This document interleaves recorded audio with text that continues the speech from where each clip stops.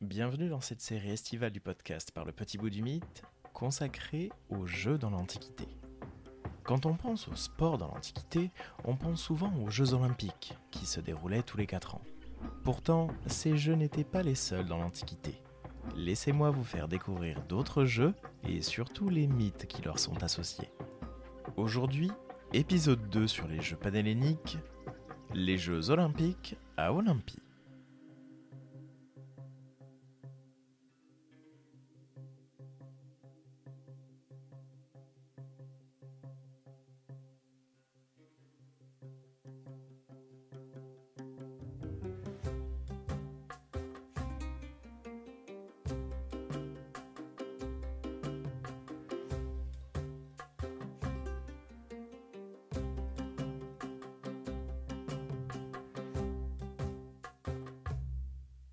Comme leur nom l'indique, les Jeux Olympiques se déroulent à Olympie, un sanctuaire situé dans l'ouest du Péloponnèse, dans l'ancienne région d'Élide. Elle est assez éloignée du mont Olympe, que nous connaissons tous, et qui servait de frontière entre la Thessalie et la Macédoine antique. Nous sommes bien plus au sud. Mais revenons aux Jeux Olympiques eux-mêmes, et surtout à leur mythe fondateur. Et je parle bien des mythes au pluriel, tant les versions divergent selon les héros à mettre en avant. 3 mythes fondateurs principaux nous sont rappelés par les textes, sans s'exclure l'un l'autre. Le premier mythe fondateur est celui qui met en scène Pélops, ce personnage qui a donné son nom au Péloponnèse, c'est-à-dire l'île de Pélops. Il est le fils de Tantale, un supplicié enfermé au Tartare, baigné dans une eau qu'il ne peut boire, près de fruits qu'il ne peut manger. Et les auteurs ajoutent parfois un rocher en suspension au-dessus de sa tête. Mais nous aurons l'occasion de faire un point sur ce personnage plus tard. Pélops est un prince de Phrygie ou de Lydie, 2 régions présentes sur l'actuel sol de Turquie que l'on appelait alors Asie mineure. Le prince arrive jusqu'au territoire de Pise ou de Pisa, toujours en Élide, pour concourir et obtenir la main de la jeune Hippodamie, la fille du roi de Pise, Enomaos. L'auteur Apollodore nous donne le mythe en substance.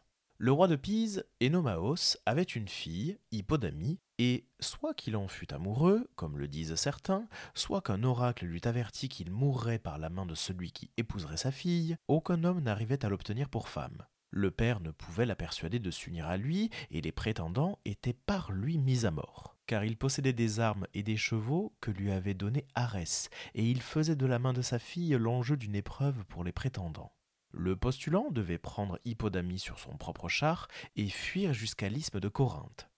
Enomaos, tout armé, le poursuivait alors. S'il le rattrapait, il le tuait. Si le fuyard n'était pas rejoint, Hippodamie devait être à lui. De cette façon, il avait déjà tué de nombreux prétendants, 12 selon certains. Il leur coupait la tête et la clouait sur sa maison. Pélops se présente donc, lui aussi, pour faire sa demande. Mais lorsqu'Hippodamie vit sa beauté, elle tomba amoureuse de lui. Elle persuade Myrtilos, fils d'Hermès, de l'aider. Myrtilos était l'écuyer ou le cocher d'Enomaos. Myrtilos donc, qui était amoureux d'elle et voulait lui faire plaisir, ne mit pas les clavettes des cieux au moyeu des roues et fit qu'Enomaos perdit la course et la vie, empêtré dans les rênes et traîné à mort. Selon certains toutefois, il fut tué par Pélops. En mourant, il maudit Myrtilos, dont il avait compris la machination, et forma le vœu qu'il périsse de la main de Pélops. Voilà pour l'essentiel du mythe. Laissons le poète Pindare poursuivre et arriver enfin à l'instauration des Jeux à Olympie. Dans sa première Olympique, éloge en l'honneur d'athlètes victorieux aux Jeux d'Olympie, il rappelle justement le mythe de Pélops, dont voici la fin. Pélops triompha d'Enomaos, et la Vierge vint en son lit. Il eut d'elle 6 fils, 6 princes aux vertus généreuses. Aujourd'hui, présent au fait où coule le sang des victimes, il réside sur les rives de l'Alphée. Et les hôtes, qui se succèdent auprès du plus vénéré des autels, circulent autour de son tombeau. Partout va resplendir, grâce à la reine d'Olympie, la gloire de Pélops. Là se juge la vitesse des jambes et la hardiesse endurante de la force. Puis le vainqueur, toute sa vie, savoure le miel de la félicité. Les jeux, du moins, ont comblé ses vœux. Cette première version va donner à Pélops une aura importante, puisqu'il est souvent pris comme l'un des fondateurs des jeux, et certains auteurs considèrent même que ces jeux ont plusieurs points de départ. Une deuxième version met en avant le personnage fondateur parmi tous, Héraclès, l'Hercule des Romains. Et soyons vigilants, car nous croiserons très vite un autre Héraclès, plus ancien. Pour ce héros même, il existe deux versions, l'une pacifiste, l'autre belliqueuse. Démarrons par la pacifiste, la plus ancienne dans l'histoire d'Héraclès. Il faut se replonger dans l'expédition des Argonautes, celle de Jason, de Médée, de la Toison d'Or. Tout cela est désormais du passé, et Diodore de Sicile nous présente un ultime événement dans sa bibliothèque historique. Au moment où les Argonautes allaient retourner dans leur pays, Héraclès leur proposa de s'engager tous par serment à se secourir mutuellement dans l'adversité. Il leur persuada de choisir le plus célèbre endroit de la Grèce pour y établir des jeux et pour y instituer une assemblée solennelle et de consacrer ces jeux au plus grand des dieux, à Zeus olympien. Les Argonautes se jurèrent de l'alliance proposée et chargèrent Héraclès de l'institution des jeux. Héraclès choisit pour lieu de l'assemblée le pays des Éliens, près du fleuve Alphée. Et consacrant cette contrée riveraine au plus grand des dieux, il l'appela Olympie. Hercule institua des jeux hippiques et gymniques, régla tout ce qui les concernait et envoya des théors dans les villes pour inviter les habitants au spectacle des jeux. La réputation qu'il s'était acquise dans l'expédition des Argonautes fut augmentée par l'institution des Jeux olympiques. Il devint donc le plus célèbre de tous les Grecs. Et voilà donc un Héraclès fondateur et même faiseur d'alliances. C'est bien rare pour ce personnage, vu souvent comme un réel bourrin, affublé de sa lourde masse grossière. Et c'est un Héraclès aux antipodes de celui que nous venons de quitter qu'il faut retrouver. Bien après avoir réalisé ses travaux, Héraclès a quelques problèmes avec le roi Augias, celui-là même pour qui il a nettoyé les écuries en détournant le cours d'un fleuve. Laissons à nouveau la parole au mythographe Apollodore. Héraclès entreprit une expédition contre Augias, après avoir réuni une armée d'Arcadiens et levé des volontaires parmi les héros grecs. Quand Augias apprit qu'Héraclès entrait en guerre contre lui, il mit à la tête des Éléens comme généraux Eurytos et Ctéatos, deux frères dont les corps ne faisaient qu'un et qui surpassaient en force tous les hommes de leur temps. Ils étaient fils de Molionée et d'Actor, mais on disait que leur père était Poséidon. Actor était un frère d'Augias. Or il advint qu'au cours de l'expédition, Héraclès tomba malade. Aussi conclut-il une trêve avec les Molionides, mais plus tard, informés de sa maladie, ils attaquent son armée et tuent beaucoup d'hommes. Sur le moment, Héraclès battit en retraite. Mais ensuite, à l'occasion des troisièmes Jeux ismiques, comme les Éléens avaient délégué les Molionides pour concélébrer les sacrifices, Héraclès leur tendit une embuscade à Cléonaï et les tua. Puis il marcha sur Élis et la prit. Il tua Augias et ses fils, ramena Philéus et lui donna la royauté. Il institua aussi les Jeux olympiques, fonda l'hôtel de Pélops et édifia 6 hôtels consacrés aux 12 dieux. On voit toujours Pélops comme un personnage assez important dans la mythologie, puisqu'Héraclès lui-même lui consacre un hôtel.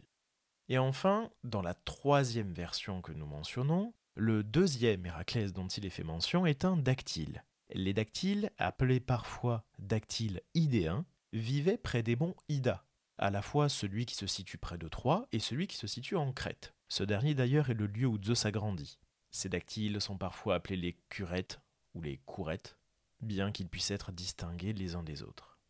Laissons la parole au géographe Pausanias dans sa description de la Grèce. Les Éléens, qui veulent remonter à ce qu'il y a de plus ancien, disent au sujet des Jeux olympiques que Cronos fut le premier qui régna dans le ciel et que les hommes de ces temps-là, nommés la race d'or, lui érigèrent un temple à Olympie. Zeus étant venu au monde, Rhea le donna en garde aux dactyles, qui sont aussi connus sous le nom de curettes. Ils étaient venus du mont Ida de l'île de Crète, et on les nommait Héraclès, Péonéos, Épimède, Iassios et Idas. Héraclès, qui était l'aîné, proposa en s'amusant à ses frères de s'exercer à la course, en disant qu'il couronnerait le vainqueur avec une branche d'olivier sauvage. Il y avait en effet en cet endroit une si grande quantité de ces oliviers qu'on amassait leurs feuilles vertes pour se faire des lits. Les Éléens disent qu'Héraclès avait apporté cet arbre dans la Grèce, du pays des Hyperboréens qui est au-dessus du vent de Borée. L'honneur de la première institution des Jeux olympiques appartient donc à Héraclès idéen, et ce fut lui qui leur donna ce nom. Il ordonna qu'on les célébrât tous les 5 ans, parce qu'ils étaient 5 frères. Il y en a qui disent que Zeus y lutta avec Cronos pour savoir à qui resterait l'empire du monde. Suivant d'autres, Zeus fit célébrer ces jeux après 6 victoires. Et parmi ceux qui furent couronnés, on nomme Apollon, qui vainquit Hermès à la course, et Arès au pugilat. C'est pour cela, dit-on, qu'on joue sur la flûte l'air pythique pendant l'exercice du saut, qui fait partie du pentathlon. Cet air étant consacré à Apollon, et ce dieu ayant remporté des victoires aux Jeux Olympiques. Nous avons fait le tour des mythes consacrés aux Jeux Olympiques et retenez donc les 3 grands personnages fondateurs de ces Jeux. Nous croiserons aussi d'autres personnages, souvent en moins grand nombre, au fil des parties suivantes. Merci d'avoir écouté cet épisode du podcast par le petit bout du mythe. N'hésitez pas à vous abonner à ce podcast sur votre plateforme de streaming préférée et à laisser 5 étoiles sur Apple Podcast et Spotify. Partagez cet épisode sur les réseaux sociaux pour que nous soyons toujours plus nombreux à faire vivre ces petites histoires de la mythologie. Vous pouvez prolonger l'aventure en lisant certains ouvrages qui ont été cités. Je vous mets la bibliographie en description et dans l'article du jour sur le site du podcast. À bientôt pour un nouveau coup d'œil par le petit bout du mythe.